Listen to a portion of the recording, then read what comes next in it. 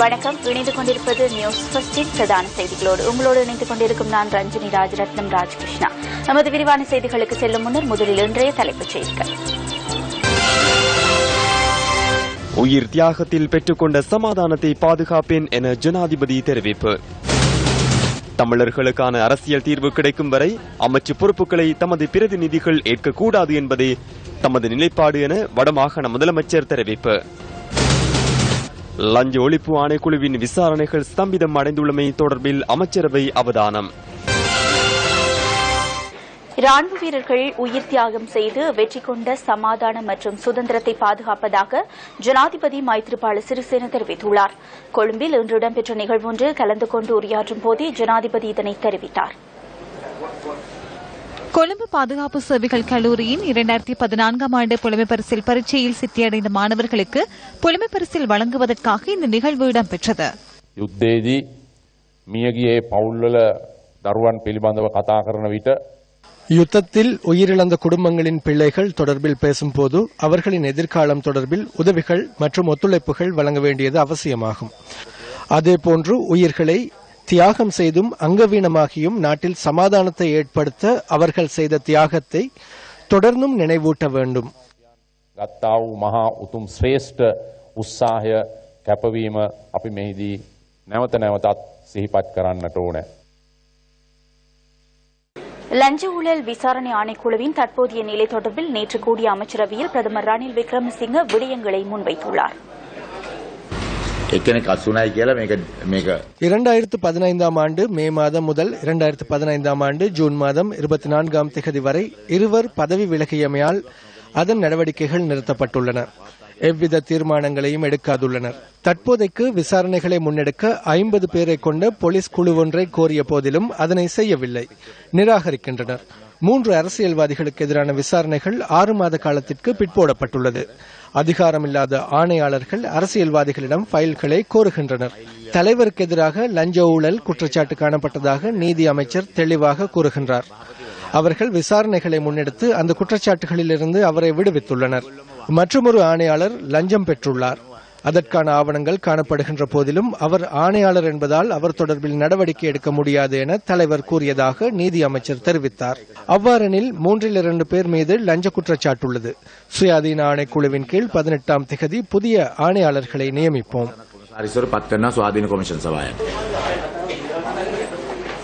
ஐக்கிய மக்கள் சுதந்திர கூட்டமைப்பு கொழும்பில் ஊடகவியலாளர் சந்திப்பொன்றை ஏற்பாடு செய்திருந்தது. உத்தேச காண்டி அதிவேக வீதி தொடர்பில் இங்கு கருத்து தெரிவிக்கப்பட்டது. කඩවත කොස්සින්නේ සිට මීරිකම දක්වා වූ කිලෝමීටර් 32කට. ඒකේ ඇස්තමේන්තුගත මුදල බිලියන 120යි. கடவத்தை கொஸ்சின்னையிலிருந்து மீரிகம வரையான 32 கிலோமீட்டர் தூரத்திற்கு 120 மில்லியன் ரூபாய் மதிப்பீடு செய்யப்பட்டிருந்தது. இது கிலோமீட்டருக்கு 4.8 பில்லியன் என்ற அடிப்படையில் 150 பில்லியனுக்கு வழங்கப்பட்டுள்ளது. இது மிகவும் பாரதூரமான சந்தேகத்திற்கிடமான முறையிலேயே இடம்பெறுகின்றது. இலங்கை வரலாற்றில் நிர்மாண ஒப்பந்தம் வழங்கிய போது காணப்பட்ட இணக்கப்பாடு முற்றுமுழுதாக இல்லாமல் போகின்றது. 3 நாட்களுக்குள் இது தீர்மானிக்கப்பட்டுள்ளது. இந்த செயற்பாடுகள் நாட்டின் பாரிய கொள்ளையாக தென்படுகின்றது. மொத்த கொடுக்கல் வாங்கலும் சந்தேகத்திற்கிடமானது. மத்திய வங்கி கொள்ளைக்கு 2வதாக பாரிய கொடுக்கல் வாங்கலாகும். கடுவெல மாநகர சபையின் மேயர் ஜி.எச். புத்ததாச ஊடகவியலாளர் சந்திப்பொன்றில் கலந்து கொண்டார். මහින්ද රාජපක්ෂ හිටපු ජනාධිපතිතුමාට ඉස්සෙල්ලාම முன்னாள் ஜனாதிபதி மஹிந்த ராஜபக்ச மீது முதலாவது துப்பாக்கி வேட்டை விமல் வீரவங்சவை தீர்த்தார். ஐக்கிய மக்கள் சுதந்திர கூட்டமைப்புக்கு நட்டம் ஏற்பட்டால் அது விமல் வீரவங்சவின் பேச்சினாலேயே என கொழும்பு மாவட்ட மக்களிடம் நான் கூறுகிறேன். அவர்களின் திருட்டுக்களை மறைப்பதற்கு தினேஷ் குணவர்தன போன்றவர்கள் மஹிந்தவை முன்னிறுத்துகின்றனர். பாராளுமன்றத்துக்கு செல்லும் எண்ணம் எனக்கில்லை என நான் முன்பிருந்தே கூறுகிறேன். பாராளுமன்ற உறுப்பினராக இருப்பதனை விடவும் கடுவல மாநகர சபையின் மேயராக இருப்பது உயர் பதவியாகும். පාර්ලිමේන්තුවේ මන්ත්‍රීවරයෙක්වල ඉන්නවට වැඩිය කඩුවල මහනගර සභාවේ නගරාධිපතිවරයා ඉවලා ඉන්න එක තමයි වැඩිම ලොකුම තියෙන හොඳම නිලය. அண்மையில் சில பகுதிகளில் பயன்படுத்தப்பட்ட கொடி தொடர்பில் போலீஸ் விசாரணைகள் முன்னெடுக்கப்படும் நிலையில் அந்த கொடிகளை ஏந்திய சிலர் எம்டிவி எம்பிசி ஊடக வலையமைப்பின் தலைமை அலுவலகத்திற்கு அருகில் இன்று முற்பகல் வருகை தந்திருந்தனர். பிரபலியத்தை எதிர்பார்த்து கொழும்பு பிரேப்ரோக் பிளேஸில் அமைந்துள்ள MTV MBC ஊடக வலையமைப்பின் தலைமை அலுவலகத்திற்கு அருகில் வருகை தந்த சிலர் சிறிது நேரம் அவ்விடத்தில் இருந்துவிட்டு புறப்பட்டு சென்றனர். இம்முறை தேர்தலில் போட்டியிடும் அரசியல் கட்சிகளின் வேட்பாளர்கள் சிலரும் அவர்களுள் காணப்பட்டனர்.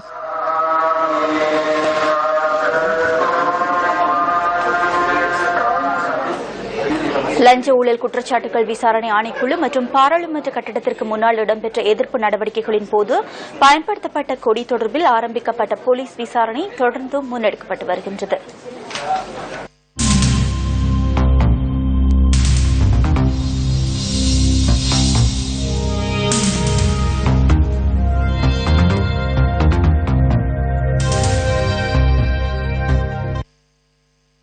இதேவேளை திரிவுபடுத்தப்பட்ட தேசிய கொடியை காட்சிப்படுத்திய குற்றச்சாட்டின் கீழ் யட்டுநுவர பிரதேச சபையின் தலைவர் துசிதகுமார வெலகெதர இன்று கைது செய்யப்பட்டார். அண்மையில் கடுகண்ணாவ பகுதியில் இடம்பெற்ற ஐக்கிய மக்கள் சுதந்திர கூட்டமைப்பின் கூட்டம் ஒன்றில் இந்த கொடி காட்சிப்படுத்தப்பட்டதாக போலீஸ் ஊடக பேச்சாளர் அலுவலகம் தெரிவித்தது. யட்டுநுவர பிரதேச சபையின் தலைவர் நீதிமன்றத்தில் இன்று ஆஜர்படுத்தப்பட்ட பின்னர் பிணையில் விடுவிக்கப்பட்டார். தூய்மையான பாராளுமன்றம் தேவையெனில் சட்டத்தை மீறும் மக்களுக்கு துரோகம் இழைக்கும் நபர்களுக்கு வாக்களிப்பதை தவிர்த்துக் கொள்ளுவோம். வாக்களிக்க முன்னர் சிந்தியுங்கள். இதேவேளை இன்று இடம்பெற்ற அமைச்சரவை தீர்மானங்களை அறிவிக்கும் ஊடக சந்திப்பிலும் இது தொடர்பில் அவதானம் செலுத்தப்பட்டது. මං හිතන්නේ ඒක ඒ පිළිබඳව නෛතික ක්‍රියාමාර්ග ගන්නවට ඕනේ. මේ කැබිනට් මණ්ඩලයේ සාකච්ඡා කරා. මොකද මීට ඉස්සෙල්ලත් ගෝඨාභය රාජපක්ෂ මහත්තයා ගෙන එන වෙලාවේ මේක කළා. එතෙන්දී ඒක උසාවියට වාර්තා කරා. மூதூரில் நேற்று இடம்பெற்ற நிகழ்வொன்றில் கலந்து கொண்டு தமிழ் தேசிய கூட்டமைப்பின் குழுத் தலைவர் இரா சம்பந்தன் கருத்து தெரிவித்தார். ஜனாதிபதி தேர்தல் முடிந்த பிறகு அந்த ஆட்சியில் குழப்பம் ஏற்பட்ட பொழுது நாங்கள் பேசினோம், ஒரு முடிவுக்கு வரவில்லை. மீண்டும் ஆளும் கட்சியுடன் சேர்ந்து ஐக்கிய மக்கள் விடுதலை முன்னேற்றத்துடன் சேர்ந்து ஆட்சி அமைத்தார்கள். எங்களுடன் சேர்ந்து ஆட்சி அமைக்காமல் அவர்களுடன் சேர்ந்து ஆட்சி அமைத்தார்கள். மீண்டும் அவர்கள் மத்தியில் குழப்பம் ஏற்பட்டது. ஏற்பட்ட பொழுது ஐக்கிய மக்கள் முன்னணி உறுப்பினர்கள் வந்து என்னை சந்தித்து சொன்னார்கள், ஐயா, நாங்கள் முதலமைச்சர் பதவியை உங்களுக்கு தரத்தார், எங்களுடன் சேர்ந்து ஆட்சி அமையும். ஆனால் நாங்கள் அமிதமா செய்யவில்லை. ஏனென்றால் ஸ்ரீலங்கா முஸ்லிம் காங்கிரஸை முஸ்லிம் மக்களுடைய நம்பிக்கைக்குரிய பிரதிநிதியாக அந்த நேரத்தில் நாங்கள் கருதினோம். அவர்கள் பல தவறுகள் பெற்றிருந்த போதிலும் கூட முதலமைச்சர் பதவியை அவருக்கு கொடுத்து எங்களுடைய 2 அமைச்சர்கள் நியமிக்கப்பட்டார்கள். முஸ்லிம் தலைவர்களுக்கும் முஸ்லிம் மக்களுக்கும் இடையில் ஒரு சர்ச்சையை ஏற்படுத்த நான் விரும்பவில்லை. ஆனால் முஸ்லிம் தலைவர்கள் தவறடைத்து தவறான பாதையில் சென்றாலும் முஸ்லிம் மக்கள் முறையாக ஒழுங்காக செயல்பட வேண்டும். எங்கள் 2 இன மக்களுடைய உரிமைகளையும் எதிர்காலத்தையும் கருத்தில் கொண்டு நீங்கள் முறையாக செயல்பட வேண்டியது உங்களது கடமை என்று உங்கள் மத்தியில் கூறுவது எனது பொறுப்பென்று நான் நினைக்கின்றேன். இதேவேளை அண்மையில் முன்னாள் பாராளுமன்ற உறுப்பினர் KM தௌஃபீக்கிற்கும் கூட்டமைப்பின் தலைவர் இரா சம்பந்தனுக்கும் இடையில் இடம்பெற்ற சந்திப்பில் எடுக்கப்பட்ட முடிவு தொடர்பிலும் அறிவிக்கப்பட்டது. தௌஃபீக் அவர்கள் பேசின பொழுது அவருடைய கருத்துக்களிலிருந்து நாங்கள் எங்களுக்கு தெளிவாக புரிந்தது, நீங்கள் உதாசீனம் செய்யப்பட்டிருக்கின்றீர்கள். உங்களுடைய உரிமைகள், உங்களுடைய நியாயபூர்வமான கோரிக்கைகள் மதிக்கப்படவில்லை. ஆனால் துரேஷ்டபதமாக எங்களுக்கு இடையில் பேச்சுவார்த்தை நடைபெற்றது. தேர்தல் நியமனத்துக்குரிய காலம் முடிவடைந்த பிறகு நமது தேசிய பட்டியலில் கூட உங்களுடைய ஒருவருடைய பெயரை நாங்கள் கேட்டுக் கொள்ளவில்லை. ஆதலால் நான் உங்கள் தலைவர்களுக்கு கூறிய பிரகாரம் இந்த விடயம் சம்பந்தமாக நிறைவேற்றப்படக்கூடிய ஒரு வாக்குறுதியை நான் தரலாம். என்னால் நிறைவேற்ற முடியாத ஒரு வாக்குறுதியை நான் தருவது மிகவும் கடினம், முடியாது. அதை என்னால் நிறைவேற்ற முடியாது. நான் உங்களுக்கோ முஸ்லிம் மக்களுக்கோ ஒரு உண்மையற்ற விடயத்தை கூற மாட்டேன். முல்லைத்தீவு முள்ளியவளை பகுதியில் இன்று நடைபெற்ற மக்கள் சந்திப்பில் முன்னாள் பாராளுமன்ற உறுப்பினர் ஹுனைஸ் ஃபாரூக் கலந்து கொண்டு கருத்து தெரிவித்தார். ஆனால் அந்த கட்சி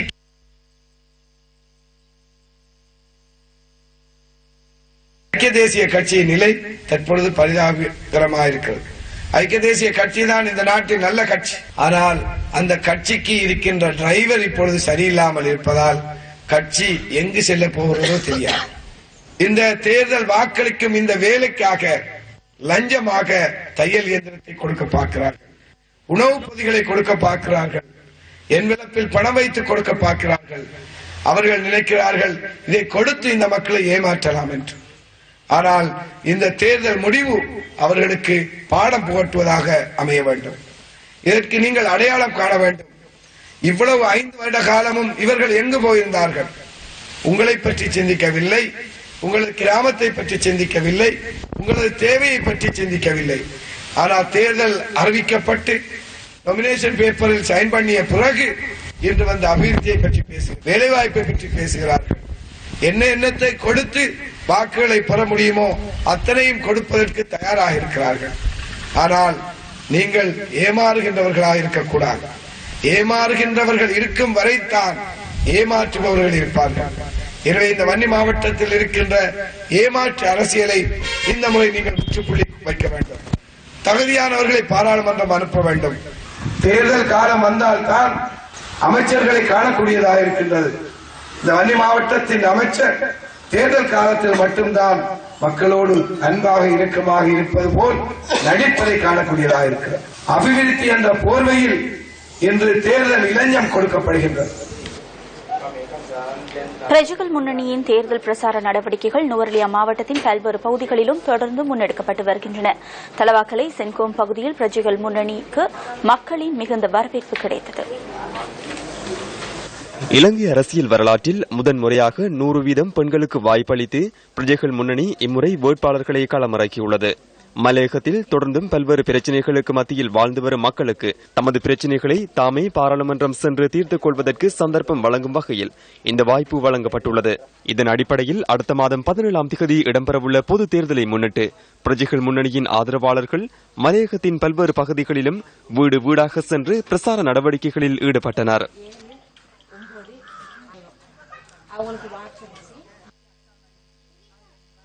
இம்முறை மலையகத்தில் முக்கிய மாற்றத்தை ஏற்படுத்துவதாக மலையக மக்கள் தெரிவிக்கின்றனர்.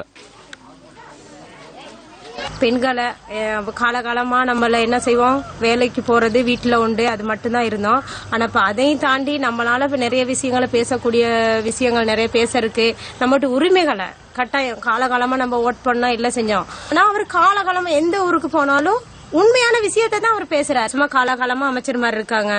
ஆனா அமைச்சர் மாதிரி இந்த பக்கம் வெல்லுதா அந்த பக்கம் வெல்லுதா அப்படின்ட்டு அரசியல் எல்லா ஓட்டையும் வாங்கிட்டு அவர் இப்ப ஜனாதிபதியா டக்குன்னு அவங்ககிட்ட போயிறாங்க. நாங்க அப்படி போக முடியாதே.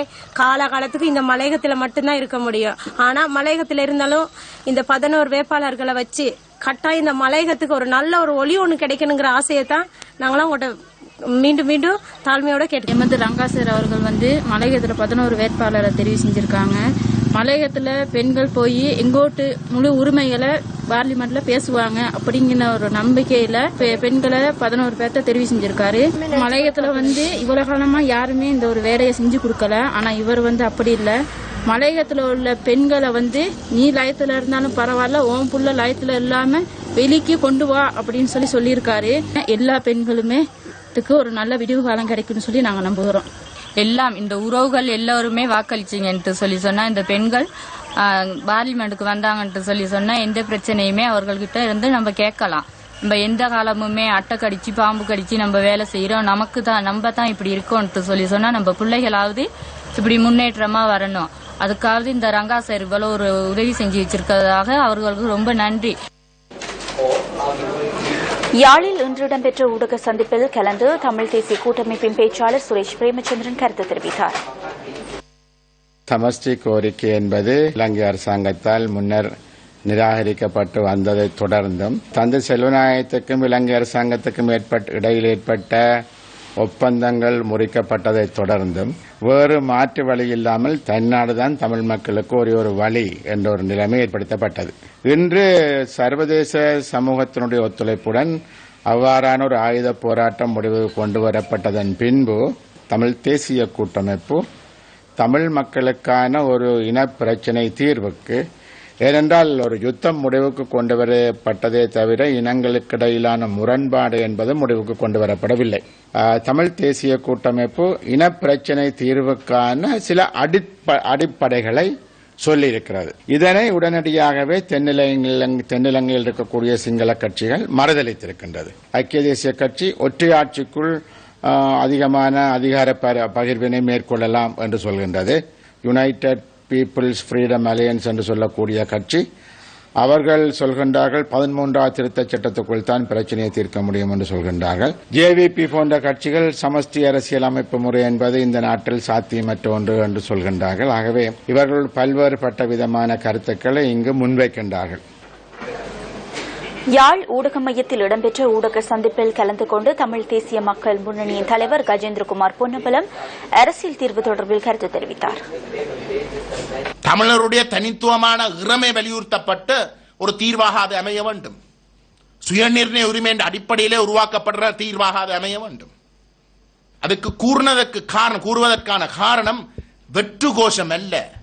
அப்படிப்பட்ட ஒரு தீர்வு கிடைக்கின்ற பட்சத்தில் மட்டும்தான் 75% பெரும்பான்மையாக எண்ணிக்கையில பெரும்பான்மையாக இருக்கக்கூடிய சிங்கள தேசத்துடைய மக்கள் எங்களை மீறியும் எங்களுடைய பிரதேசத்தில் வந்து ஆதிக்கம் செலுத்துவதை நாங்கள் தடுக்கலாம். தமிழருடைய பொறுப்பு கூறலை ஒரு உள்ளக விசாரணைக்குள் கொண்டு வந்து முடக்கி பொறுப்பு கூறலை அடியோட இல்லாமல் ஆக்கின செயலுக்கு தமிழ் தேசிய கூட்டமைப்பு முழுமையாக பொறுப்பெடுக்கணும் என்றுதான் எங்களுடைய கருத்து.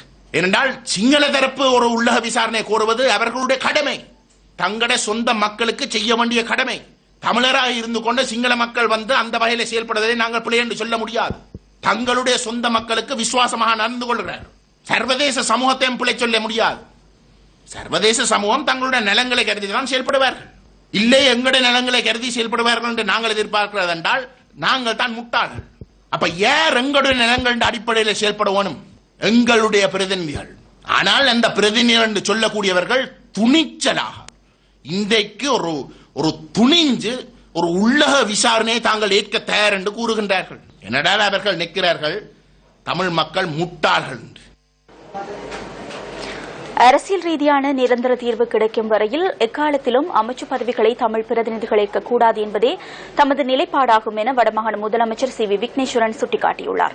எதிர்வரும் பொதுத் தேர்தல் தொடர்பில் தமது நிலைப்பாட்டினை அறிவிக்கும் வகையில் ஊடகங்களுக்கு விடுத்துள்ள அறிக்கையில் வடமாகாண முதலமைச்சர் இந்த விடயங்களை குறிப்பிட்டுள்ளார். அமைச்சு பதவிகளை ஏற்றுக்கொள்ளும் பட்சத்தில் தமிழ் மக்களின் கோரிக்கைகள் காற்றோடு பறந்துவிடும் என்பதுடன் அமைச்சு பொறுப்புகளை ஏற்கும் தமிழ் பிரதிநிதிகள் சுதந்திரம் இழந்து மக்களின் உரித்துக்களையும் எதிர்பார்ப்புகளையும் கைவிட நேரிடும் என்றும் முதலமைச்சர் விக்னேஸ்வரன் கூறியுள்ளார்.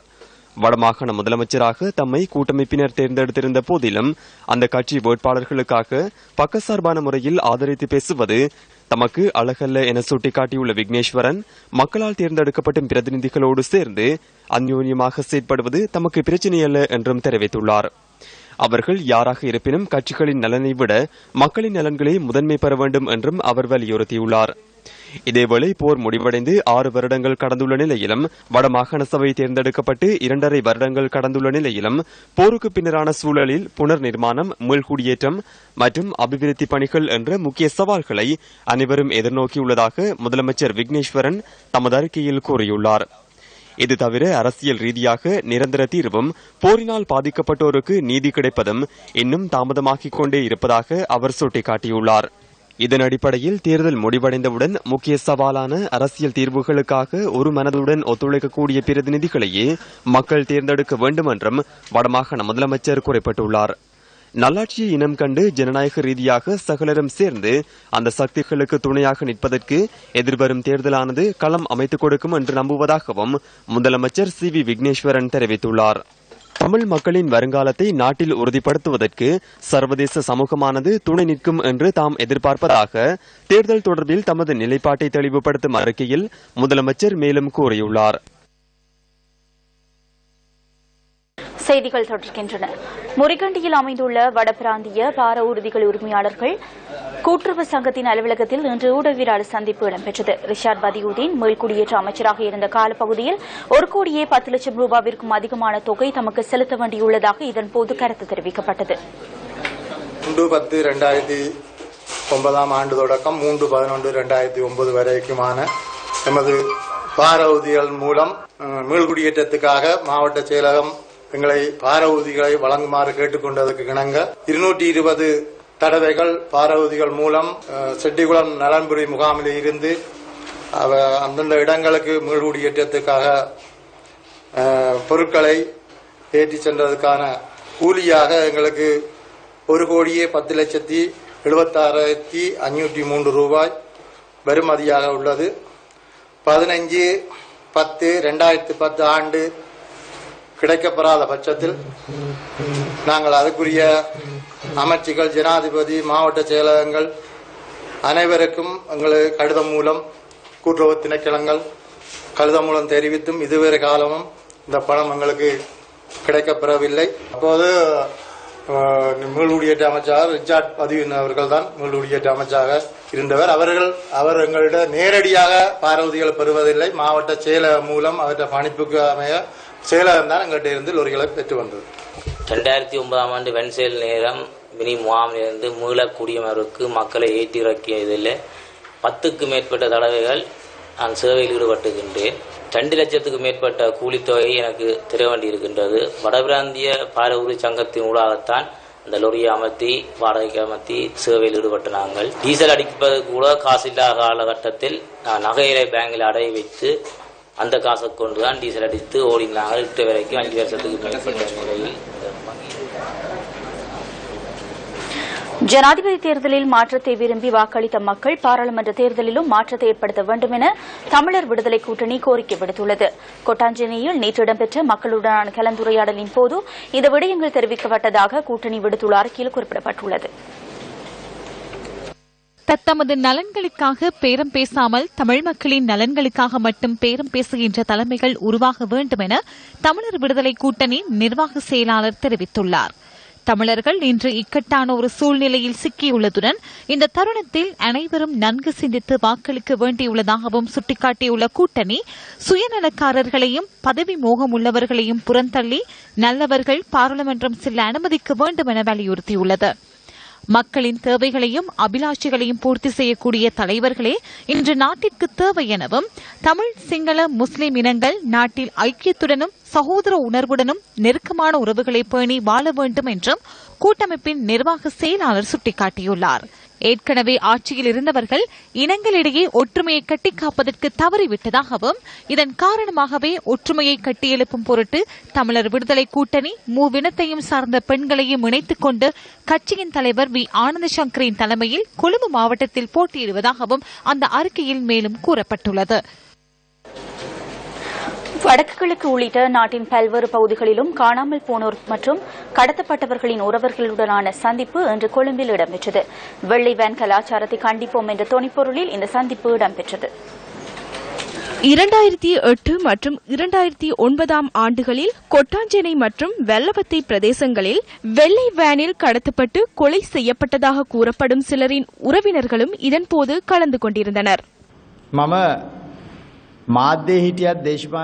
நான் ஊடகத்தில் இருக்கின்ற போதிலும் அரசியலில் இருக்கின்ற போதிலும் சிறந்த சமூகம் ஒன்றை உருவாக்குவதற்கான அடிப்படையை உருவாக்க வேண்டும் என்பதே எனது நிலைப்பாடு. தமது நாட்டில் வாழும் மக்களை பாதுகாப்பது அரசாங்கத்தின் பொறுப்பாகும்.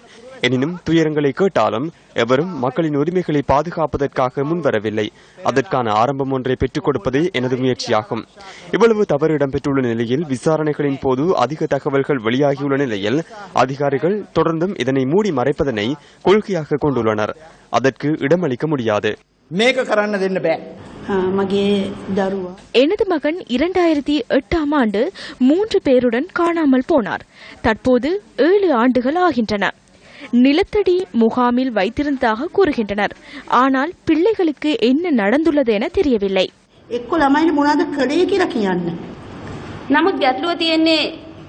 இந்த அறிக்கை தொடர்பில் நீதிமன்றம் அண்மையில் தெளிவான ஒரு தீர்மானத்தை வழங்கியது. எனினும் விசாரணைகளை மேற்கொண்டு செல்கையில் சிறிய சிறிய தாமதங்களை நாம் காண்கின்றோம். எனினும் நீதிமன்றம் மூலம் அவர்களின் பிரச்சினைகளுக்கு தீர்வு கிடைக்கும் என்று எமக்கு இன்றும் நம்பிக்கை இருக்கின்றது. யுக்திය ඉෂ්ට වේ කියන අදහස. එදා ඉඳලා අද දක්වා இதற்கு நியாய பசறை மடுல்சீம பகுதியில் நடைபெற்ற மக்கள் சந்திப்பில் ஊவா மகன் உறுப்பினரும் இலங்கை தொழிலாளர் காங்கிரசின் உப தலைவருமான செந்தில் தொண்டமான் கலந்து கொண்டு கருத்து தெரிவித்தார். இது தொடர்பான விரிவான தகவல்களை தொடரும் செய்திகளில் எதிர்பாருங்கள். எதிர்கால சந்ததியினருக்கு சிறந்த கல்வியை வழங்குவதுடன் உடல் மற்றும் உளநலனை மேம்படுத்தக்கூடிய செயற்பாடுகளில் அவர்களை ஈடுபடுத்துவது முக்கியமான விடயமாகும்.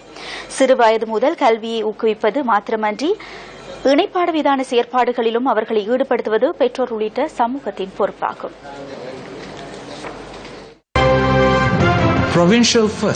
பிரதான அனுசரணை கலைஞர்கள் அமைப்பு கொழும்பில் ஊடகவியலாளர் சந்திப்பொன்றை ஏற்பாடு செய்திருந்தது.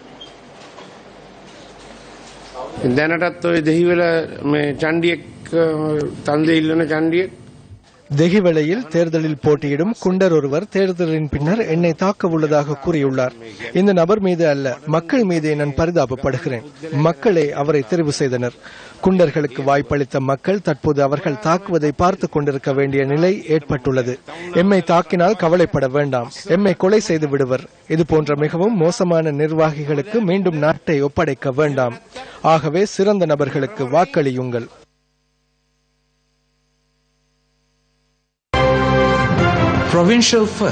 பிரதான அனுசரணை. நியூஸ் ஃபர்ஸ்டின் இரவு 8 மணி பிரதான செய்திகள் நிறைவடைந்தன.